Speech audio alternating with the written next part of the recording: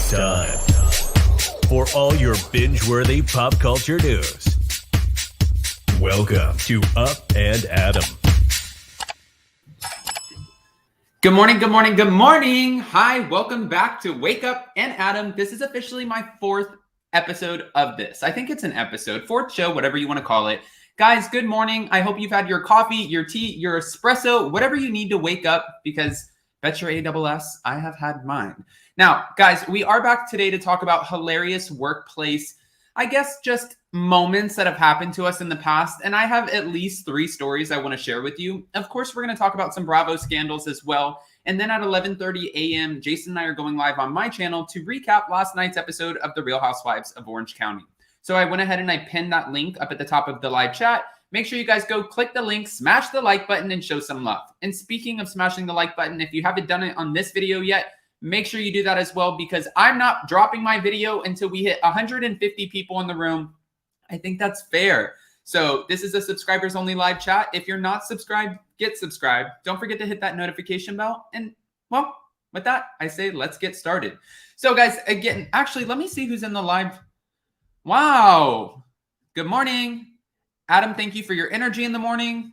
Good morning, Danielle. Good morning, everyone. Good morning, Adam. Love these moments. Good one. Hi. Good morning. Good morning. I love waking up to his energy. Hi, Alabama camper. Lucy, I'm here. Love you guys. Hi. Good morning.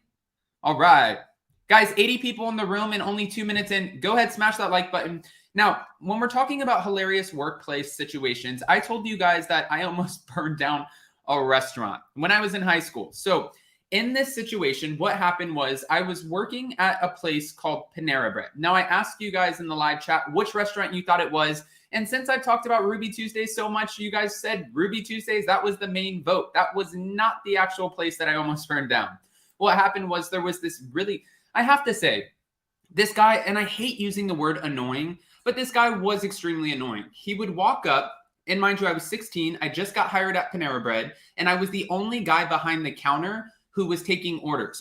All the people who were taking orders, the cashiers, they were all girls, and then the guys were making the sandwiches. It's not the only time I got, well, a job with all girls and not really working with the guys. But anyways, there was this guy that would come up, and we would have a line out the door, and he would see that we're so obviously very busy, and he's like, I would like 1 cup of coffee. Don't touch the rim. I would like 1 cinnamon bagel, but make sure you slice it directly in half. I would like, and I'm like, get to the point. So I went to go put this cinnamon bagel in the slicer, sliced it, and then I went to start toasting it. Now, as I was toasting it, he's like, actually, I've changed my mind. I want to do a raisin bagel. So I grabbed the foil, I put it inside of the toaster, pull out the bagel, and I throw it in the trash and throw in a raisin bagel. When I did, I didn't realize that the foil paper, whatever it was, caught on fire. This wax paper, whatever it was, caught on fire. So I turned back around after putting in the bagel, turned back around, and all of a sudden, woof, here goes the trash can. I didn't even see it. And the person who was taking, well, I was taking the next person's order. They're like, Adam, behind you, because it says it on my name tag, Adam, behind you. And I was like, what? I look and I'm like, I don't know what to do. I don't know what to do. Somebody said you have to throw water on it. I was like, no, I don't know. So I grabbed the trash can. I'm running around Panera Bread with this trash can on fire. And then I got called into the principal's office, AKA my boss. And she was like, you almost burned down the restaurant. I was like, I'm sorry. Please don't fire me. She's like, I'm going to have to at least give you a couple of days off. Like, this can't happen. She's like, I have to answer for it. And I was like, I get it. Okay, I get it. Now, I do have more workplace stories for you for sure, but I do want to jump into some Bravo scandals before I share them. Once we hit 150 in the room, guys, I am also dropping the call-in link right now. And then I will share my video at 150, like I said. But we are back to talk about some Bravo scandals as well. Now, we've all been talking about the Real Housewives of Beverly Hills since last year because of all of the scandals that were happening with it. The Girardi scandal obviously was the main event of season 11, and now they're currently filming season 12, which hopefully is good. But I do have some questions. So Kathy Hilton had a big question mark over her head as far as, will she return? If she returns, will she be full-time or a friend role? What's actually going on? Well, we actually saw the women film in Palm Desert for Kyle Richards' store opening. We saw them go to Sutton Concept.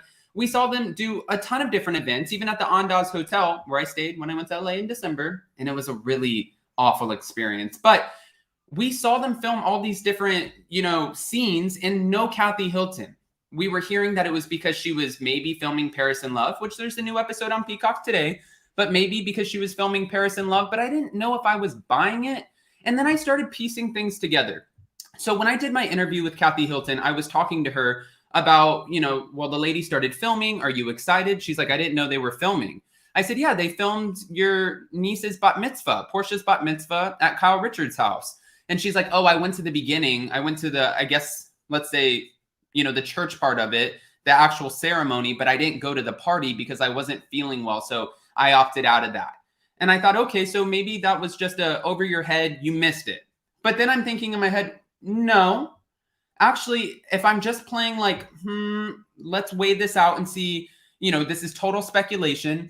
But now it makes sense. If she was holding out for more money, Miss Kathy Hilton, hunky dory, who adopted me, that would make sense as to why she would not appear in any filming scenarios. I'm going to bring up a photo of her. Oh, 150 in the room, guys. Yes, I will play my video for you. All right. So with Kathy Hilton, when she was not filming, the rumor was she was holding out for a $2 million payday. I can kind of see where she was coming from with a pay raise. I don't know about a $2 million payday. And then Brandi Glanville came out recently and did an interview on the Two T's in a Pod podcast with Teddy Mellencamp and Tamra Judge. She said that she feels like, why do you get the cow when you get the milk for free? Why pay for the cow when you get the milk for free? Something like that. She said what happened was she ended up filming these different scenes because when she wasn't full-time, the producers would call her and be like, it's getting a little stale. We need you to come play with us and spice things up. So she would show up and film for pennies, sometimes nothing at all, in hopes to get her full-time position back. She would give them the drama, like the Denise Richards story, when she came in and came up with the allegations of an entire affair. And because she did that for pennies, now she feels like the Bravo producers, well, they're not going to pay her a fee because they already saw, why pay for the cow when you get the milk for free? I got it right that time. All right. Hold on. Let's see what you guys are saying in here. Oh, Brandi, always trying to be relevant. I need Up and Adam to sing. What do we have to do, Adam? Why did Jason stop you? LOL. You don't want me to sing, okay? You don't want me to sing. But with that, guys, I will play my video for you because I did say 150, and then we'll get back into the Kathy Hilton stuff. When I said that I, have multiple workplace disaster stories, here's another one. So I was working in a restaurant, and there was a bachelorette party. At this bachelorette party, I don't know why guys were there. I guess maybe it was a co-ed party. I'm not sure.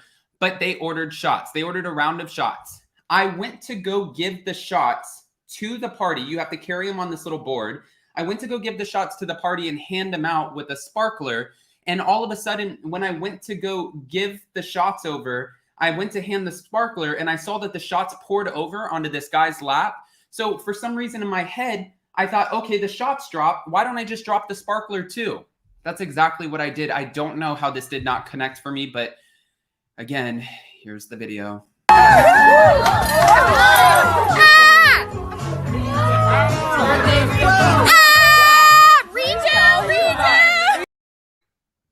Oh, guys, it was bad. One more time for the replay crew.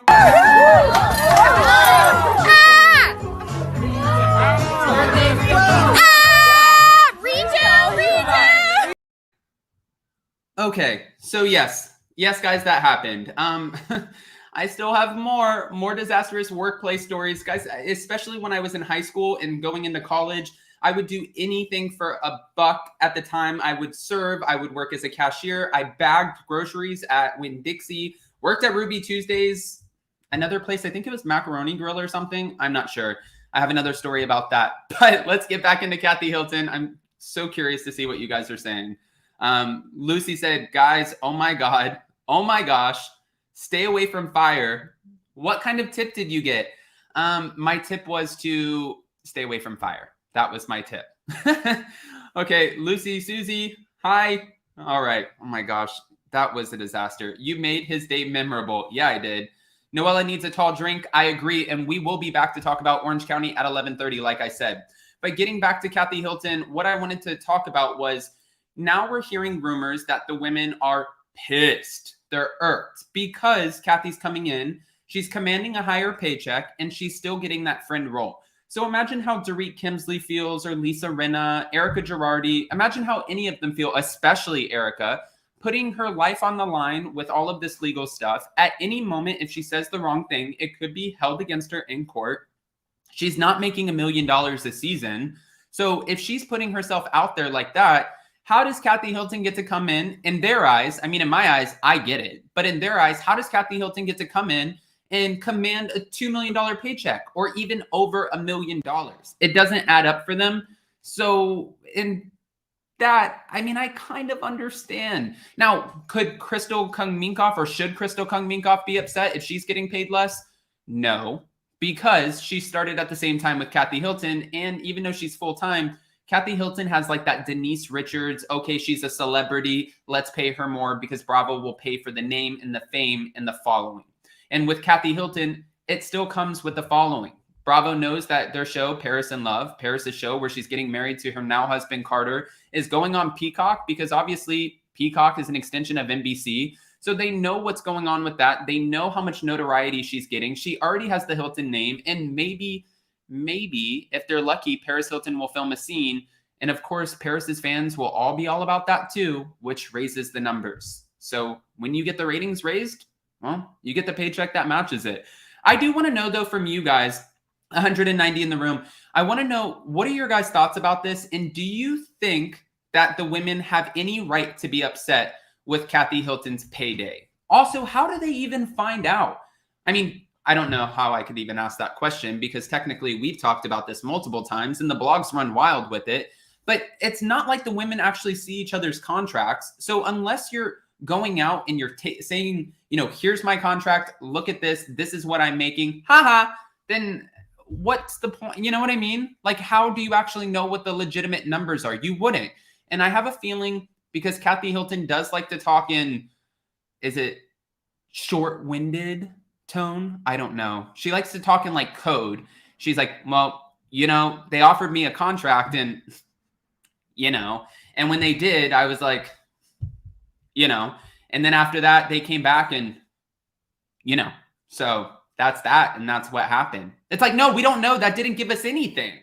Maybe that's the 4 shots of espresso. I don't know. I have soda water off to the side too. All right. I want to move on to the next story. Shorthand. Thank you. That's exactly what it's called. Again, guys, I'm going to continue to drop the link, and then I will start taking callers here in a little bit.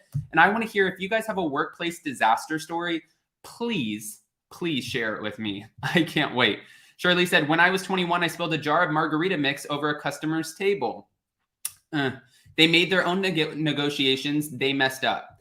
Kathy is a bigger name. That's the reality, even though I don't think Kathy really brings that much. No, I think she does. Kathy Hilton is quintessential Beverly Hills. I'm going to say that.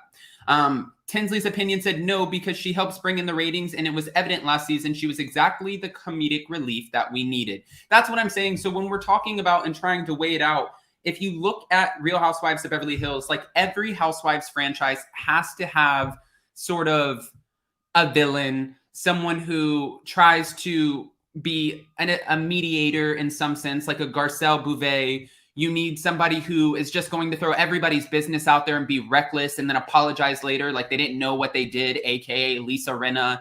And you need somebody who's not going to put up with anybody's shit, which I guess would be Erica. So I guess she doubles as the villain and not putting up with people's shit. I don't know. But we also need comedic relief, and that's exactly what Kathy Hilton brings. From, you know, hunky-dory to bottoms up, loving to do her pranks, and getting a little bit more insight as to what goes on behind the scenes with the Richards sisters, Kim, Kathy, Kyle. Even though she's a Hilton now, yeah, people want to pay for it, and apparently so does Bravo. So let me see. 31 to 150. Please hit that like button. Hey, thank you, Joe Mendoza. Dorit and Rinna are lucky they were not fired for not having a storyline. We heard a rumor that Dorit was supposed to get fired this season or even demoted. That's not what happened. She's completely full-time. All of the same ladies from last season are full-time this season, plus 2 more. We're getting a woman named Sheree, who is Will Smith's ex. And then we're also getting another woman named Sanella Diana Jenkins, who just sold her Malibu compound for like close to $100 million.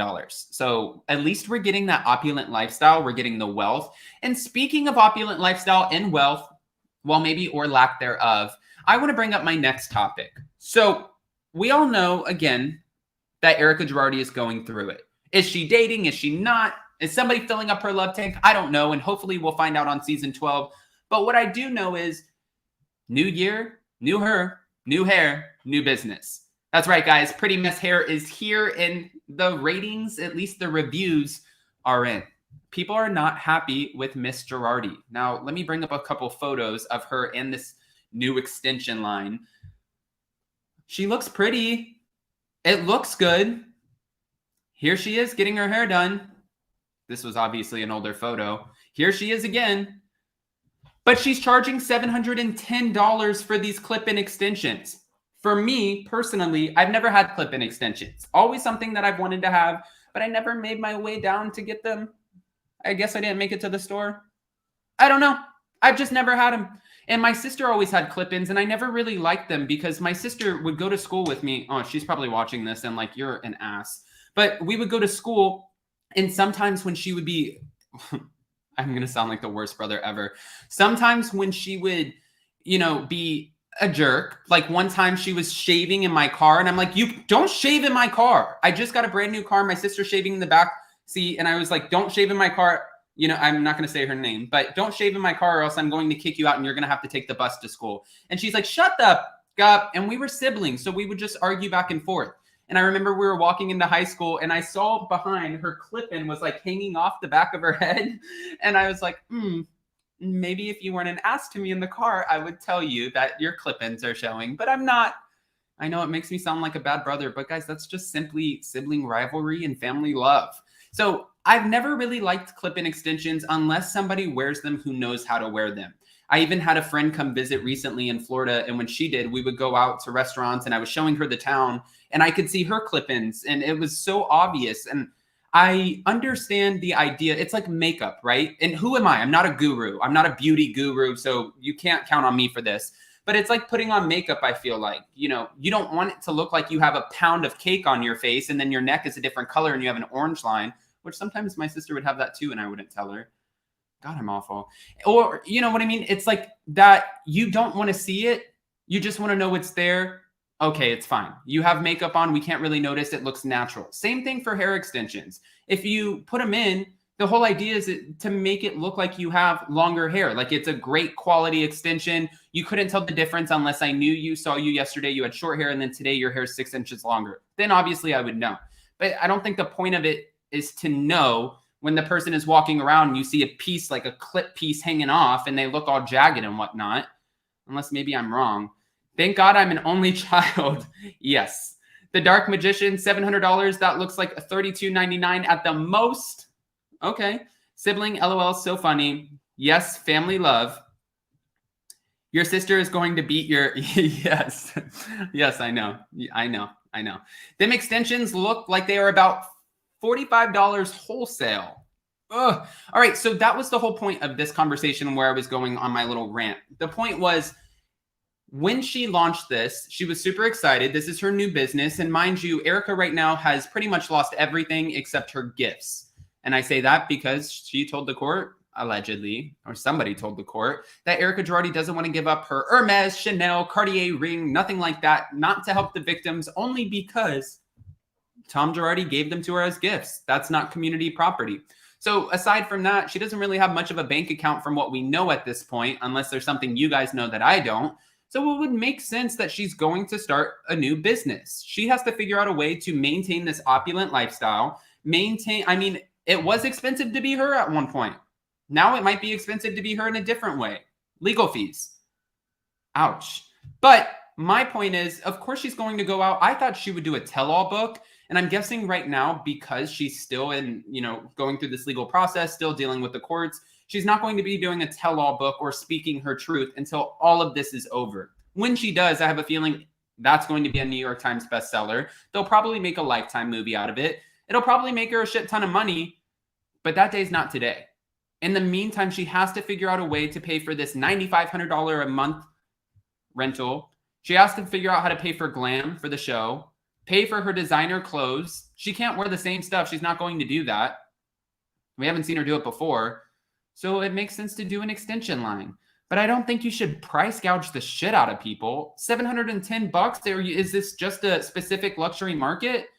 And I said this yesterday, it was Scott Disick who actually launched a business. And if you guys remember, go ahead and comment below in the live chat. It was Scott Disick who started a business that said barely famous or not famous or why am I famous? I don't know what it was. And when he did, it had joggers and hoodies and sweaters and everything, whatever. And everything was priced over $100. It was like $150 to $200 for a jogger set. I don't know about you guys. I can make $100,000 in the lotto. Let's say I go win the lotto and I win $1 million. I'm still buying my stuff wholesale. Is that when you get it cheap? I think it's cheap. Or is it clearance? I'm still buying myself stuff clearance. It has to be the thing with the red tag. If I see it's a pair of shorts for $50, I'm not buying it unless it's $20. I'm frugal. So when it comes to luxury brands that are starting off with this insane number, I could see, especially during a pandemic, why people wouldn't want to pay for it. Just to be fair. 289 watching. Let's match the likes with the views, please. Thank you. $700 is a lot for a wig. So for clip-ins, it's ridiculous. Okay. When you get a good extension, who do the pose? Okay. Oh, talentless. That's what it's called. Thank you. Talentless. And then good morning, Janelle. Bonjour. She always says bonjour. Good morning. Good morning. And then Saya, yay, I finally made the live morning. I'm putting this in my work calendar. Thank you. And I can't hear about Erica anymore. Oh, okay. All right. Evan has spoken. We will move on from Erica Girardi. Now, again, guys, if you do have some more workplace hilarious stories, I would love to hear from you guys. I don't want to just sit here and talk to myself. And we do have a couple callers already. So again, I'll drop the call-in link. Make sure you call in. And I want to hear you share your story. In the meantime, I have one more for you guys. So I was working at a place, again, in high school, and it was called Joe's. When I was working there, it was in the mall, and I remember sitting down. It was my first job. So I talked to the guy, and he said, well, I'm looking for bussers. You can't be a server because you can't technically serve alcohol because you're 16 years old. So do you want to be a busser? And I was like, yeah, I'll take anything. He said, well, are you a rabbit or a turtle? And I was like, I don't really understand the question. I'll never forget this conversation. But I was like, I'm a rabbit. I'm going to be fast. I'm going to move around this whole place. I got this. When I did the first day, I grabbed one of the big trays. I'm clearing off tables, bring it back to the dish pit, set it on top of the dish pit, start pulling off glasses. Never done this job before and didn't realize that it would be heavily weighted on the other side. So here comes the tray crashing down. Boom. There goes all the glasses. The manager comes out and he's like, what are you doing? And I said, it was an accident. I'm so sorry. Please, I'll fix it. I'll clean this up and then I'll go back out there. It won't happen again. He said, okay, don't let it happen again. Instead of clearing dishes, why don't you actually go out and start filling waters? Go check every table and make sure everybody has water. I said, okay. So I walk over to this table and I see this woman and this man. They're sitting down. They were a couple. And the guy is breaking up with the woman. It was so uncomfortable. And I didn't realize until I grabbed his glass and I'm pouring the water, listening. And they didn't stop talking. They didn't care that I was there. And I'm listening to the argument and I'm like, ooh, this is good. Girl, you don't need him. He's an asshole. Okay, pouring the water. And then I grabbed her cup and I'm listening and I turn over and I'm pouring the water and I'm pouring it over her purse. And I didn't realize because I'm so into this conversation. I looked down. I poured all of the water into the woman's purse. I panicked and I didn't want to get in trouble for it. So I ran back to the kitchen where the manager's office was. And I said, you know what? I'm not feeling good tonight. I'm super shaky. And I think that's why I dropped the plates. I said, I know this is a bad look, but I might need to go home and come back tomorrow. For some reason, I'm not feeling that good because I didn't want the woman to notice that I poured water into her purse and then I was going to get fired. Well, I never heard about it again. So apparently she didn't call and tell on me. I guess that's the story I got to give. Now, 330 in the room. I do want to hear some hilarious workplace stories, but let's try to keep them a minute and under because that was the goal originally. Let's bring up our first caller, Janelle. Hi, Janelle. Hi. Oh, can you hear me? Hi. Good morning. Good morning. How are you? I'm good. I'm officially back from vacay. So I'm hey. I'm tired today. Thank you. Hello. Hello. All right. Bonjour. Did you see my workplace disaster video? No, I had a morning meeting at my job, and so I came in a little bit late, so I did not see it. Well, do you have a workplace disaster story to share with us? Well, I do, but it's not about me, but it's something I witnessed. Okay. So, okay, I love this. Go ahead. okay, well, it's kind of okay. I am a little involved. Anyway, so I was working at a particular university in New York City. I will not say which one, and but if you go on my LinkedIn, you'll see. And basically, there was this huge holiday party, and everyone was getting sloshed, including myself. I had a little, few too many glasses of wine. It was pre-pandemic and free for all. And so I saw two of my coworkers and they were talking, like meow meow meow. One of them was my boss, and another one was this other coworker who was like hella annoying, but like I dealt with her because I knew that she had like a little bit of a crush on my boss, but I was like, whatever, bitch. And it's like she would talk to me because she had a crush on him. I'm like, ugh, who cares? And so my friend Lena was like, hey, I want to go to this bar afterwards. Like, leave your party, come meet up with me in the West Village. I said, okay, cool. So I left my party, went to the West Village. I was gone. Okay. And so she was like, Schwasty pants. I was sloshed. I was like, oh my God. She was like, okay, let's go to this bar because our friend Betsy's having her birthday party. Let's go meet up with her. And I was like, oh, okay, fine. Cool. Happy birthday, Betsy. Sagittarius. Woo. Anyway, so we show up and I see the annoying coworker.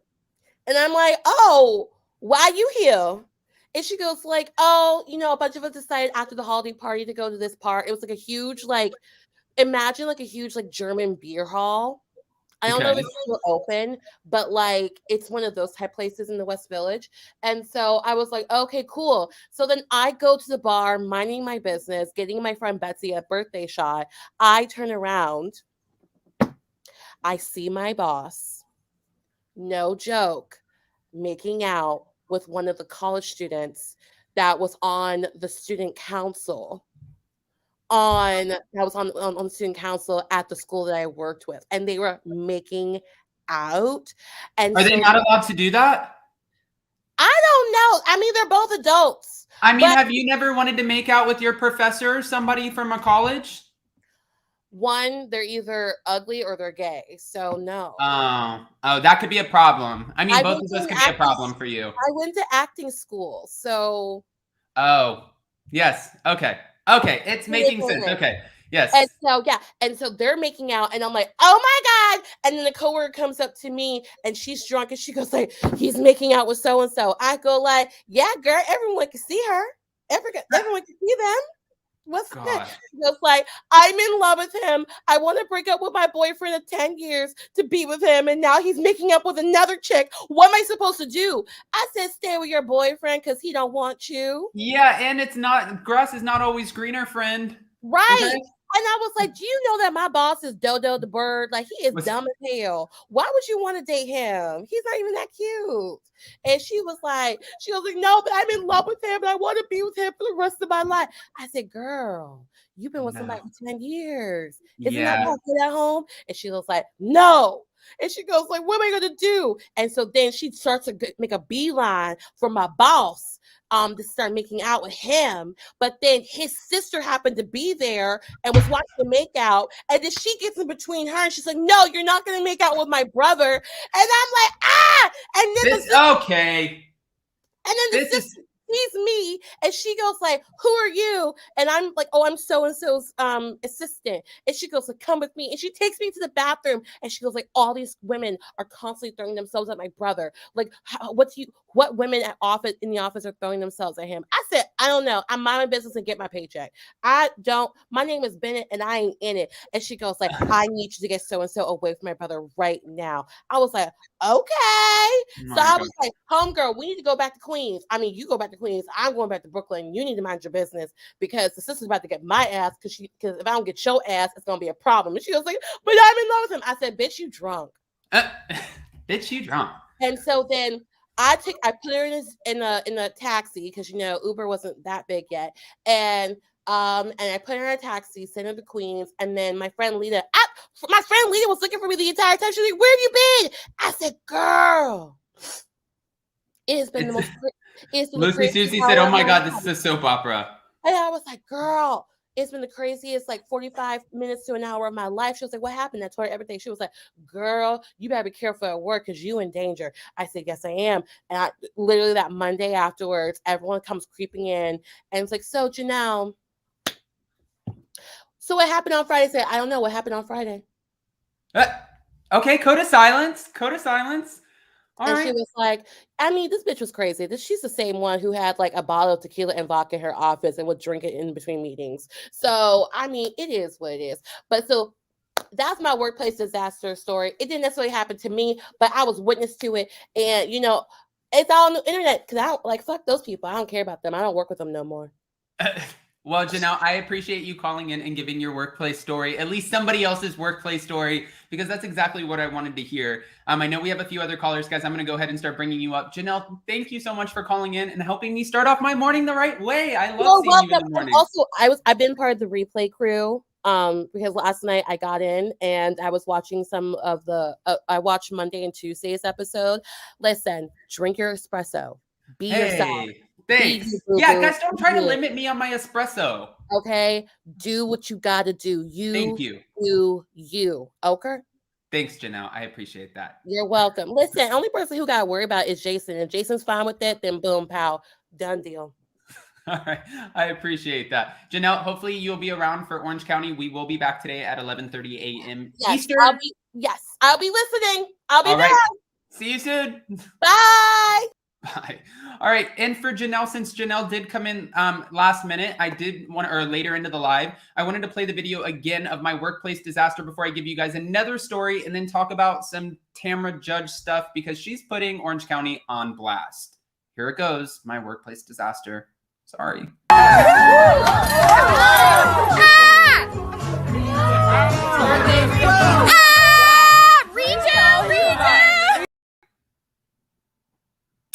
Yeah.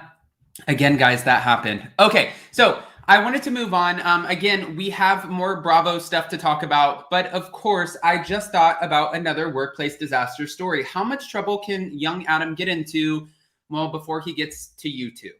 Well, a lot, apparently. I was working at a place called the Chattanooga Hotel, and when it was in Tennessee, and I was working as a banquet server. Now, when you work in a hotel as a banquet server, everything is in quantity. So they have these big kind of like rooms where people will have weddings and ceremonies and whatever they want to do with the room. And when they do, usually the people book it out for parties of like 50 to 150, sometimes even a workplace conference. Well, I, as a banquet server, would have to take all of the food from the kitchen all the way across the hotel on these massive carts.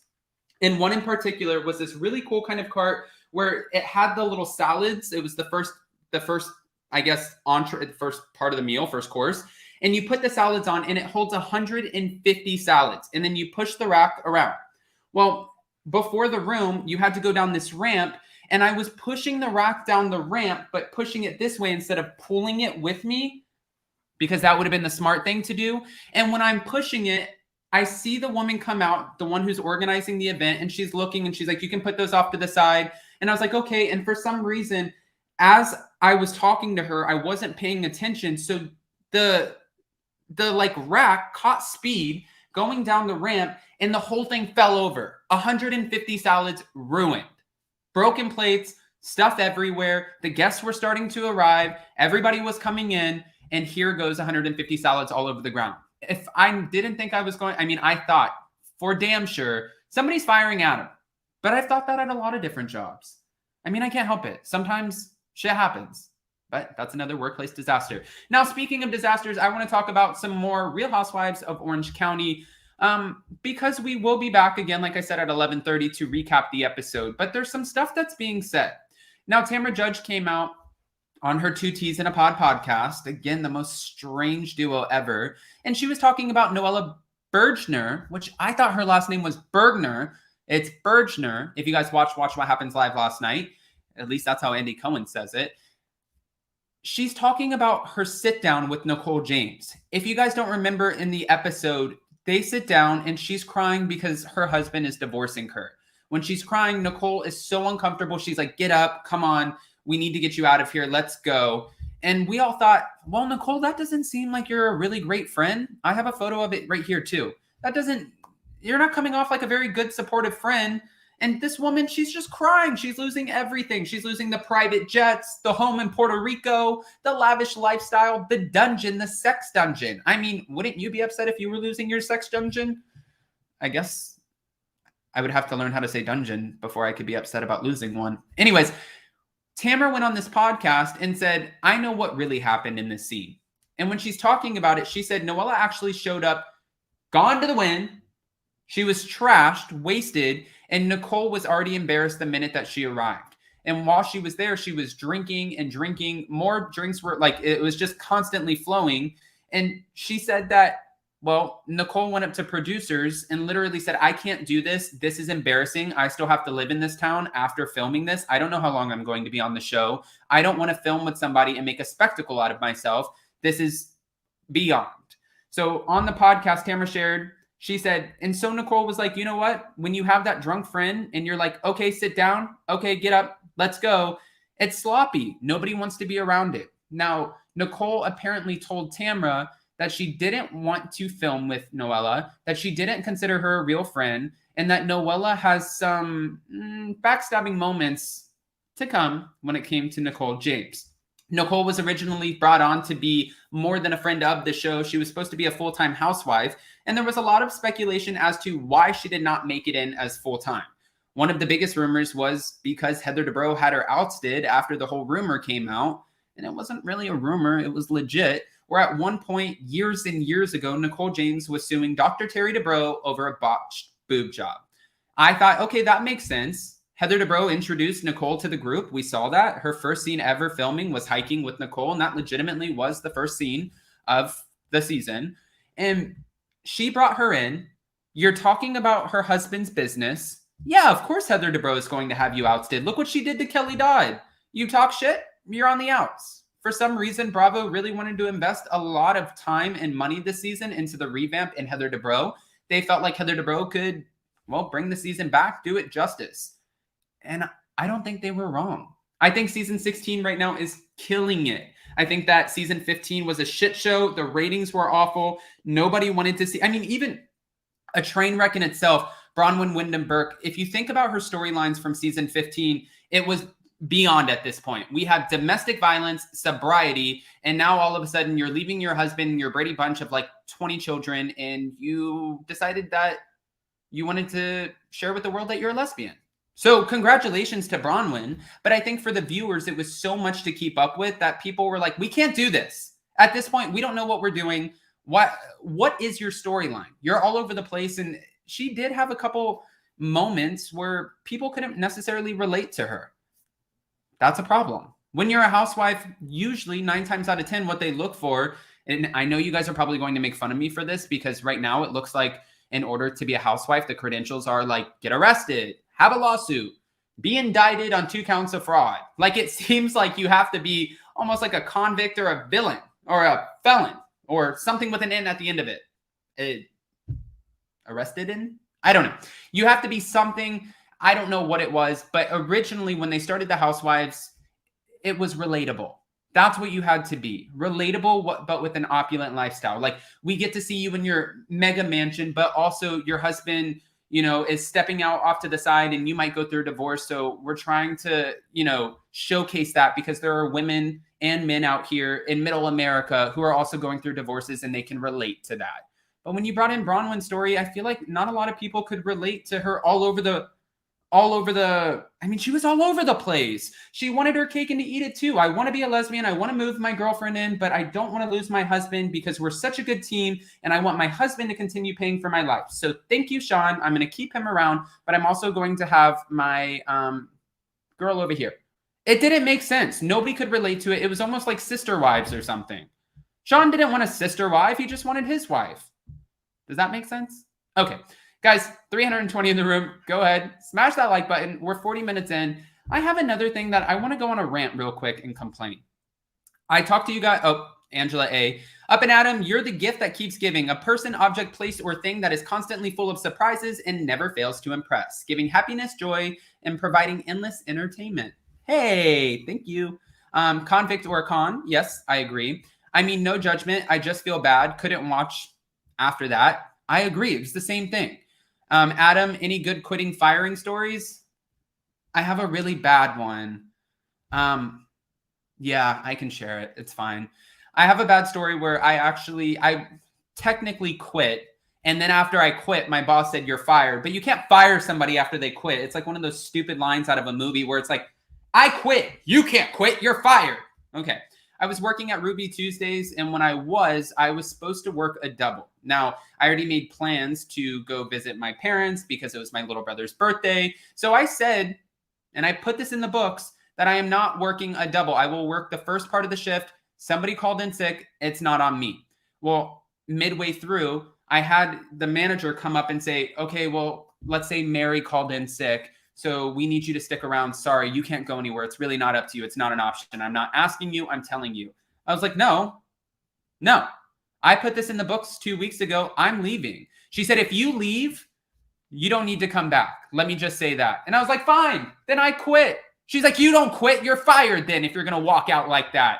I was like, you didn't fire me. I quit. And then I came back the next day because she was the assistant manager, which means, girl, you don't have enough pull.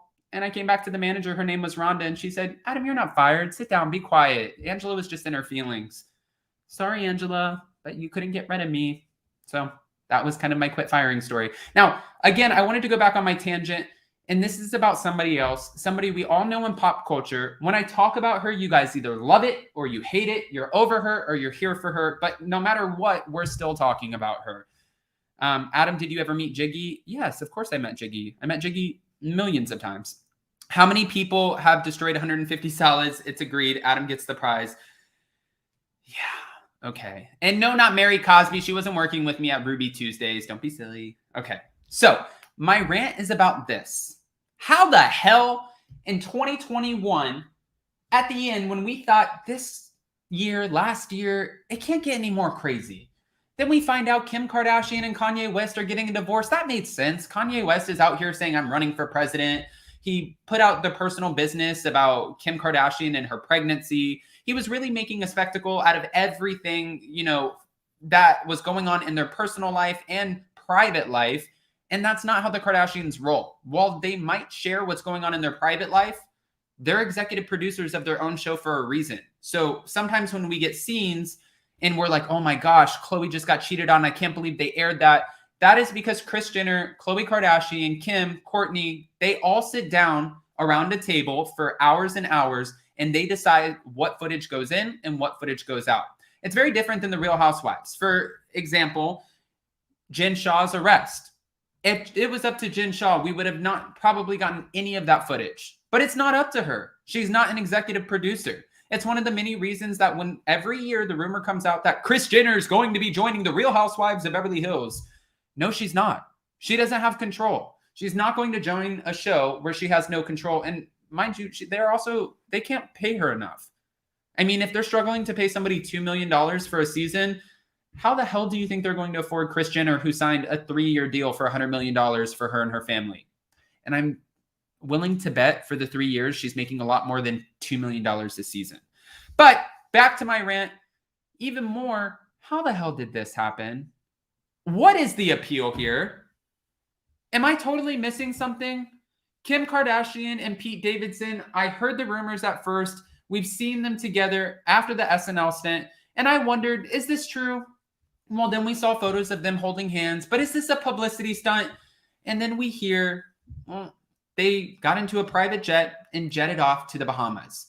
This guy right here, Pete Davidson, is legitimately riding on all of the perks of what it is to be with a Kardashian. He's driving her car around. Here's him in Kim's Rolls. He's flying private. Kim booked the plane. And he's taking one of the most world-renowned women ever all over the place while wearing Beavis and Butthead socks? Kim. No.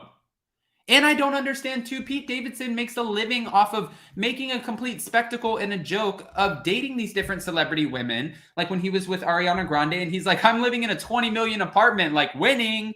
Obviously, Pete Davidson can't afford a $20 million apartment, but he makes jokes about how he's with these different women, their celebrity status, and the perks of being with them. He's been with Kate Beckinsale, Ariana Grande, Kaya Gerber, and now Kim Kardashian.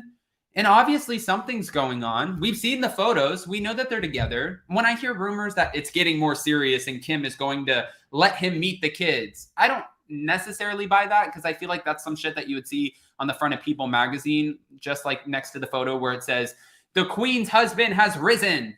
And it's like, what? That can't be real. Almost like one of those Inquirer things. So I try to figure out what's real, what's fact, and what's not. I don't know if she's ready to introduce him to her kids. But what I do know is Kim Kardashian could have probably have gotten any man in the world. Honestly, probably even somebody out there who's married who would be like, yeah, I'll leave my wife for Kim Kardashian. It's Kim Kardashian. She even made a joke that once she filed for divorce, that she was having, like, the royals, people from different royal families reach out and say, please date my son. Everybody was reaching out to her. And you end up with Pete Davidson? What is it about this guy? I want you guys in the live chat to go ahead and comment, what do you think Pete Davidson has that makes Kim so happy? Don't get raunchy about it, but it has to be something. I mean, it has to be. This makes no sense. So guys, what is it? All right. Well, with that, we do have more callers, so I'm going to go ahead and bring them up. Rhonda said, with all of them, I feel like I need 5 chemical showers and 7 penicillin shots. Okay, this is what I said not to say. Okay. Bipolar disorder. That's one way to put it. All right. I'm going to go ahead and bring up another caller. Here we go. I bet he stinks. I mean, I don't have anything against cigarettes or anything. I mean, I'm not a smoker. I don't smoke, and I usually don't like the smell of smoke. And I see that he's constantly smoking, and he's getting out of her Rolls Royce and smoking. I know that Kim Kardashian doesn't smoke. She doesn't like having animals around, even though that they have animals, because she doesn't like the smell. She doesn't like odors. She's very finicky about things. She's even finicky about having gaps in your teeth. Like, she's very specific. So if he smells, it's probably like cigarettes, and I don't know how she's putting up with that. Let's bring up Krista. Hi, Krista. Hey, guys. How are you? I'm very good. Adam, I literally just woke up at like 9:24, which is weird because I'm up at 4:45. I jumped up. I'm like, oh my God, Adam, holy crap. Yeah, so I'm like still half asleep. Can you guys hear me, by the way? Yes, we could definitely hear okay. Somebody was asking because of my typing. He wanted to see my nails because I'm always saying that's why that's how bad my typing is. But yeah, yeah. I think it was Jason snuck in really quick because he said, because we are going live at 11:30 a.m. For Orange County, and he just gave me this nice little note. Jason's always making sure he takes care. Change Real Housewives.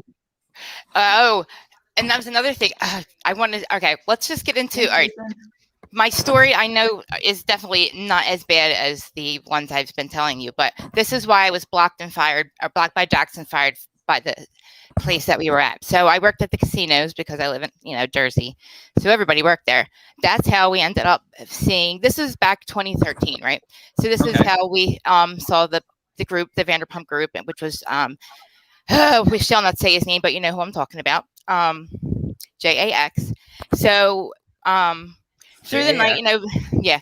So, we give free drinks, obviously, because they're in the casinos, whatever.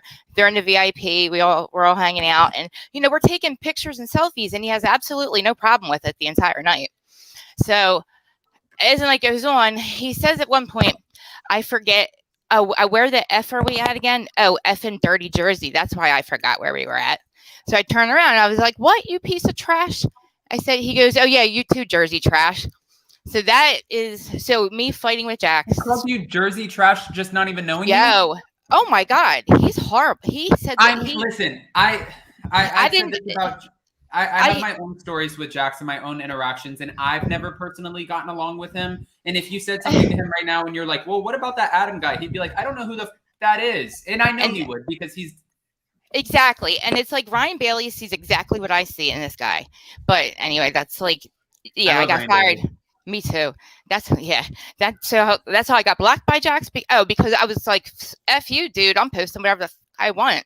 And I don't care if I at that point I don't think he was with Stassi even with Stassi, but yeah, he blocked me because he didn't want me posting the pictures from that night and all that, and obviously because I did try to destroy him on MySpace. I and mean, like okay. Facebook. Listen, that deserves to be blocked, maybe. But calling somebody Jersey trash, that's not. Oh God. Do they not have maybe Jax being on Bravo? He's not privy to the Real Housewives of New Jersey. But have you not seen? You guys flip tables. Oh my God. You guys don't play around in Jersey. We really don't. And like working, I was younger back then. Obviously, I shouldn't have thrown drinks on him and fought with him like that. But throughout the night, he was a complete DICK anyway. And I was like so disappointed because I was so excited to see him because I really did. I was a Jax fan for a long time. Even after he screwed his best friend's girlfriend and his girlfriend's best friend, like. I mean, that was dirty in itself. And yeah, that. Oh, and hair extensions, by the way. Of course, I don't know if you guys noticed, my hair usually it has different colors in it, but I wear extensions almost every day. They're clip-ins. And so are you okay? So okay. Then I want to ask: would you buy $710 clip-ins? Absolutely effing not. I go to a place called Cosmopro, and they're like $110. And I mean, half the time, I mean, you guys can't tell through here, but nobody can tell I'm wearing them. And I only wear the colors only because I don't like to be normal.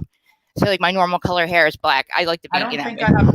To be fair, just to piggyback off that, I don't think I have one normal thing about me. So I understand the not liking to be normal, but also, I don't know if you were in the room earlier when I was telling my story about my sister and her clip-ins. I think, listen, if you can put in the clip-ins and you take the time, like for my sister, she wasn't a morning person, so she would legit roll out of bed, and when she would just be like, and like an eyelash was hanging off, and she looked like she'd been through That's it. Like me right now.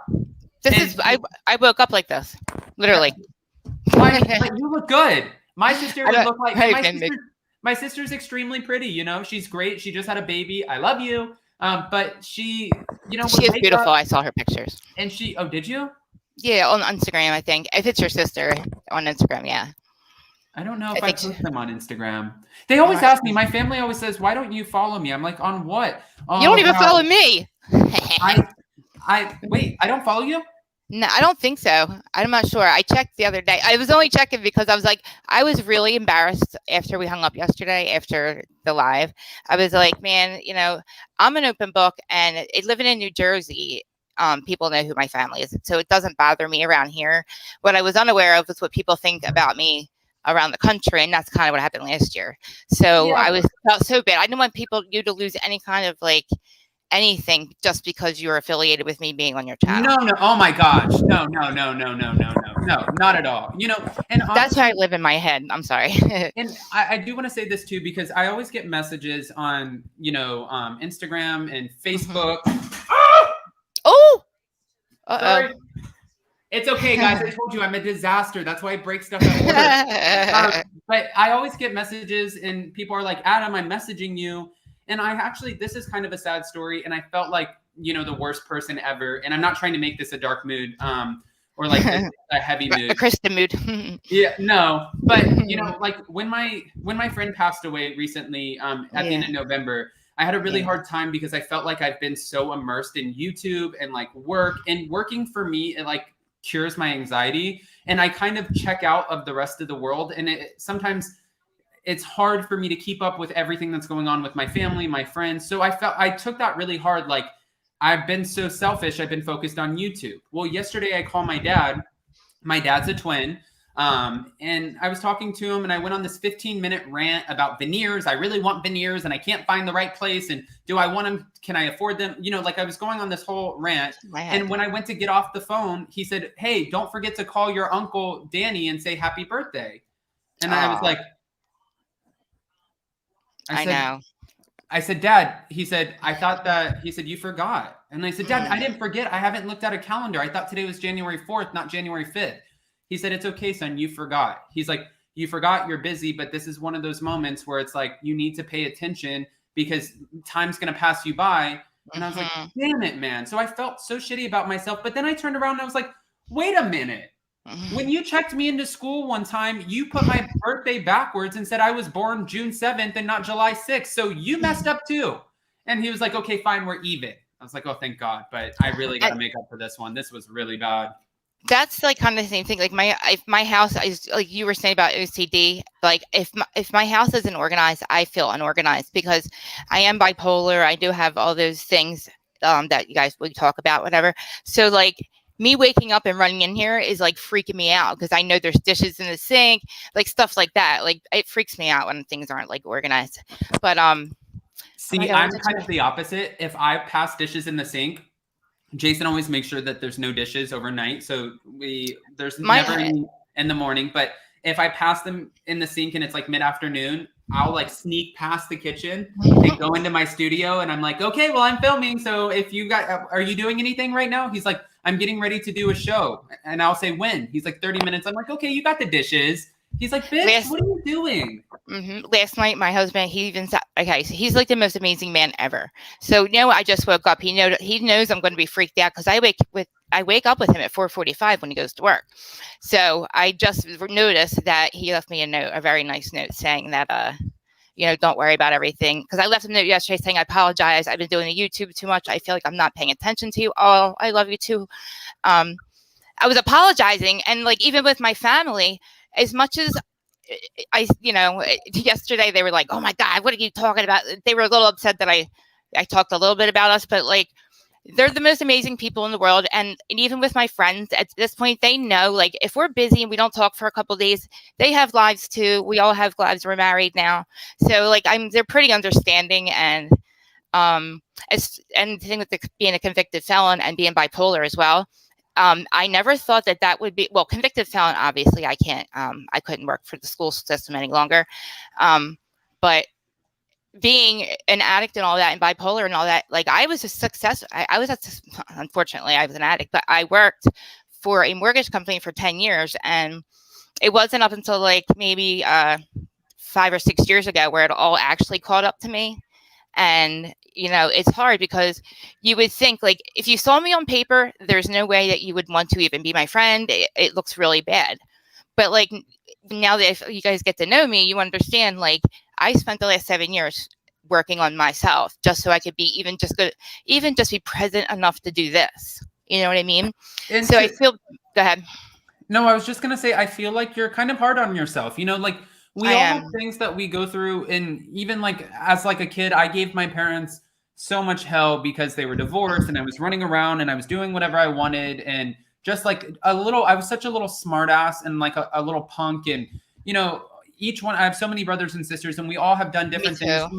My older brother, he was 14 and my mom got a phone call and it was like middle of the night. And my older brother and all of his skater friends, they were a bunch of punk asses, young, and they broke into a Target to go skateboarding around the Target. So my mom was crying, freaking out. And she's like, you kids are going to give me gray hair.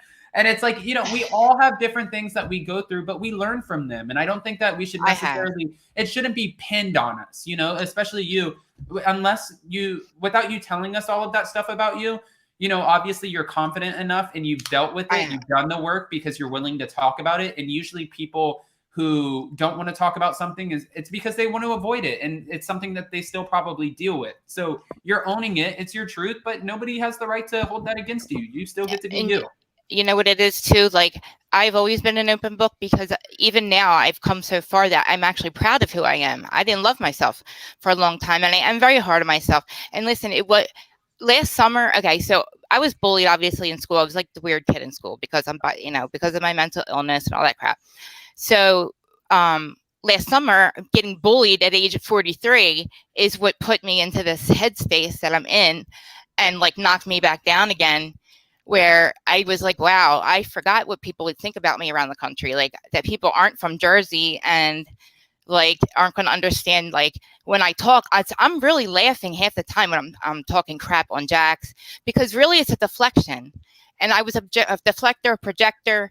Everything I saw in him is what I was. So when I fix myself and I see other people that are recognizing that they have these issues and they're not doing anything about it, that's what bothers me. And that's why I go so hard on them. And I don't want people to think I'm a hypocrite. It's a life experience. Right. I've been through a lot. And it's, you're like, I used to be kind of a jerk and I know you're a jerk. So own your shit, you fucking jerk. That's what it is. And I'm telling you, like, if I have a conversation with him, it wouldn't be, it's like, not that I hate the dude. I just, No, but like me being open, I didn't want you guys, like, my station or my channel, I should probably care a little bit if I want to have Tom Sandoval ever come on my thing. But the stories are out there. And there was somebody who was my ex-best friend that showed up on Jersey Housewives last season. And if I can't say her name, obviously we have restraining orders against each other, but begins with an M, and she was trying to sell somebody's house. So she is. Oh, okay. Yeah, I mean, just look at her, and you can tell that. Like, I know exactly who you're talking about. Yeah, she had to go. I didn't say nothing. I didn't bring her name up, but it triggered me because the situation, we were close for so long that my hatred comes from love, like how much hurt I have from working for her husband. Anyway, disastrous story too. I won't say anything. But when she showed up last on Jersey Housewives, I lost it. It triggered me. And that's what caused a lot of my rants. And I got a lot of hate. So she put my business out there, which for me, like I said, I'm an open book. Look, I want people to understand what is behind the way I am. Right. And you know what I mean? Like when I say bipolar, like it means, yeah, I'm very complicated. Adam, my head is where I live. When I say it's a full-time job to be me, that's why my husband allows me to stay home. There's like 10 different personalities living in this head. And Jason always makes a joke. He's like, when I wake up, he's like, okay, who do I have today? And I'm like, good morning. Or I'm like, the box of chocolates. Yeah. My husband's like, it's a box of chocolates. You never know what you're going to get. Yeah. But the unconditional love that he has for me, like I said, is what fuels me to even, I wouldn't be here. I would not be here if I didn't meet him. I can tell you that I would not be here. And like his unconditional love makes me confident enough because I'm like, I'm not good at anything. And he's like, you're the best wife ever. Like you were born to be my wife. Aww. And when me being a domesticated wife was something like 5 years ago, I was in prison. So you would never even think that a guy like him would give somebody like me a chance.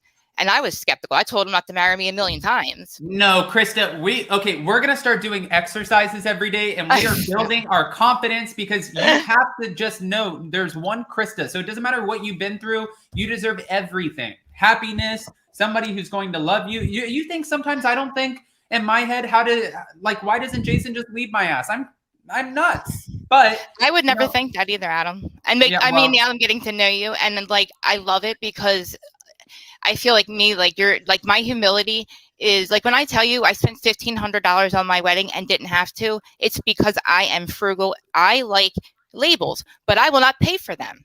I shop at like Ross and like Marshall's and Mercari. Look frugal up in the dictionary. It's me. And that's why that's why we will be stable and be able to do YouTube for free because we don't spend millions of dollars on hair extensions that are $700 freaking dollars. Listen, exactly. I want to talk OC, but I'll wait till after because okay. Yeah. Well, I was gonna say we're doing OC. Technically, we're doing OC in less than an hour, so you should call in for OC. I will. I do have a couple other callers, and I'm going to bring them up for their disaster stories. But Krista, call in and join us for OC. We will be dropping. I will. Okay, and real quick. Thank you so much for sharing. I know. I was so afraid that you weren't going to ever even deal with me again. I really was. No, Krista. I really was. No. I know. I know. From crazy. I know. And like I said, I don't. You and Jason alone are the reason that I still do this because without you allowing me to go on here, I wouldn't have had the ball. Ask Zach. The many of cries that he had to hear from me, and him saying, "F those Facebook, PUS, that they're just not your people. They don't understand you. Go to YouTube. Watch Adam for a while and go to YouTube." So he was right. This was more my platform, But thank you again. Yeah, we talk about you a lot. We love you guys. Well, obviously, Jack loves you, but we love you and Jason. Krista, you guys are my inspiration. My gosh, I appreciate you even just opening up. I think that you don't realize. I was worried about it. So many people. No, there's so many people who need to hear this and who get inspired, and you're not the only one who feels like that sometimes. So just continue to. That's what I wanted to show people too. Yeah. Like when people talk about like Jane's like bipolar and all that, I wanted to prove to even myself that somebody, I'll say like me, but just know that I'm okay with, I love myself, but somebody like me can come from the gutter 7 years ago where I was literally living in the street. just out of rehab and all that. Like my husband might have given me the house and all that and the love, but I had to keep the husband, like I had to fix myself to keep the person. So yeah. And I love you guys. I'm reading your comments. I'm just so like, I'm all over the place. So I'm trying to do both at the same time. But yeah, I will see you guys at 11:30. All right. Thanks, Krista. Thank you so much. All right. I love you guys. Good morning. Bye. Oh, guys. First of all, Joe Mendoza, I'm about to bring you up. Guys, don't forget to smash that like button. I know I say that 100 million times, but just in case you guys forget or we have new people in the room, I do want to say this. I think that it takes so much strength, like for what Krista just did in sharing, things that she's been through. And obviously we can tell Krista's pretty hard on herself, but if that's how you're feeling sometimes, just realize you're not by yourself. Like even sometimes when I think I'm in my own head and I get anxiety and sometimes I can't breathe, like I really work myself up and Jason has to be like, calm down. That's not just me. There's so many people like me who go through the same thing. So it's just important to remember you're not alone. And honestly, every day, as long as we're working on ourselves in some capacity, we're doing the work. So it's important. I love you guys. Let's bring up Joe. Hi, Joe. Hello. Good morning. Good morning. Oh my gosh. I have to say, I always love you in the live chat. You have the funniest lines. I know, right? Yeah. I mean, growing up, I was such an angel. Never really caused any trouble. And then, when you grow up, you just become a heathen, and I'm totally embracing it. Is that okay? So that's what happened. You were like too good when you were little. So now as an adult, you're like, you know what? I didn't shut up when I was little. I'm going to do it as an adult. Yeah, exactly. Just just F shit up. But anyways, yeah, no, but I'm gonna keep this to 60 seconds because I'm still got a little good boy in me. So this was a few years ago. I was so the company that I worked for, it's an LLP where a bunch of partners actually own the company, and I just so happened to have this job to actually get a bunch of data and pretty much rate and or score all of these partners to see how well they're doing, and that kind of determines how much of the bonus they get at the end of the year. So a lot of the partners hate me pretty much. But anyways, I presented this update to all of the partners with another partner who actually led that initiative. I was so prepared for that meeting, but I don't know what happened. I probably ate something similar to what you had a couple of nights ago, Adam, but something did not sit well with me. And I was just not prepared. Like I felt like I needed to go to the bathroom, but like the day long presentation was about to go on and it was my turn and it was time to go. And I was just like, I don't know how I'm going to get out of this because it's not like it's a shared presentation. Like I'm actually leading an entire morning session. Oh my gosh. So I told my partners like, I'm not really feeling well. I need to I need to excuse myself. And guess what? I didn't get back until 3 hours later. Oh my gosh. Did you get fired? No, I didn't. But it was like, it was embarrassing because I pretty much told a partner that I had to excuse myself. I'm like, 3 hours, girl. Like, what? I mean, listen, they're probably like, what the hell is Joe doing for 3 hours? But listen, everybody has their own business, and I know, I've but never been in that situation, but it happens. Yeah, and unfortunately, that was the last time that happened. I have other issue moments that had happened when I actually traveled for work too. I don't know why my embarrassing moments had to always do with Ish, because Ish happens, but not on my pants. Like, it's just not cool. Anyways, it is what it is. Listen, I'm sure you're not the only person that this has happened to, but we do appreciate you sharing because that was some Kathy Hilton comedic relief that we needed this morning. I know. At your expense. We're sorry, Joe. But no, it's all good. As Shane would say, it's not all sarcasm. Sometimes it's satire. Oh God. Right? Lisa H said, "Shall we call in missing persons?" LOL for you. Oh God, no. I don't want them to find me. Funny. Aw. Thanks, guys. Well, Joe, thank you. That's it for me. Joe, thank you for calling in. We appreciate you, and hopefully we see you in an hour for Real Housewives of Orange County. Oh, I sure will. I'm quenching my thirst right now. Oh my Just God. like how Dr. Jen hasn't been quenching her thirst. Do you feel like right now you're just like a tall drink of lemonade? Not quite, but you know. Okay. Well, I'll leave the comedy to you in the live chat because I'm not a funny guy. But Joe, thank you for calling in. We appreciate you, and we'll see you for Orange County. Okay, see ya. All right, thanks. All right, guys. All right, so Joe's story got pretty shitty. I said I wasn't funny. Okay. Maybe I'm not. I don't know. Anyways, guys, I actually wanted to say something too. You know, I was talking to somebody before I end this off. We're an hour and 10 minutes. Wow. I yesterday got on the phone and I have this girlfriend that I dated in high school. So she was legitimately my girlfriend for almost a year and a half. And now I talk to her. She's probably my only friend in Palm Beach County. And that's kind of sad because I've only seen her once in the last year. So this is what I'm saying. I'm so bad with connecting with people and having friends. But I got on the phone with her this past weekend yesterday. And I was like, you know, so-and-so, we need to meet up and let's do something. And she's like, what do you want to do? Yeah. And I was like, let's go bike riding. And then maybe after that, we'll go to happy hour. And I said, I'll treat you to happy hour. And she's like, oh yeah, that sounds like a great time.